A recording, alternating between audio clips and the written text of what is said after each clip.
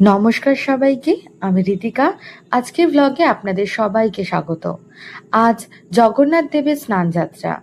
এই দিনেই জগন্নাথ দেব, বলরাম আর সুভদ্রা দেবীকে 108 ঘাটের পবিত্র জল দিয়ে স্নান করানো হয়।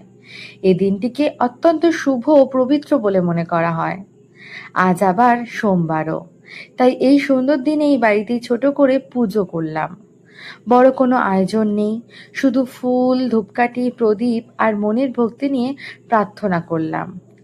আমার মনে হয় ভগবানের কাছে সবচেয়ে মূল্যবান জিনিস হলো আমাদের আন্তরিকতা। তাই আজ প্রার্থনা করলাম জগন্নাথ দেব যেন সবার জীবনে সুখ, শান্তি আর সুস্বাস্থ্য নিয়ে আসেন, আর মহাদেব যেন আমাদের জীবনের সব বাধা দূর করে এগিয়ে চলার শক্তি দেন। আজকের জন্য এটুকুই। সবাই ভালো থাকবেন। জয় জগন্নাথ। হর হর মহাদেব।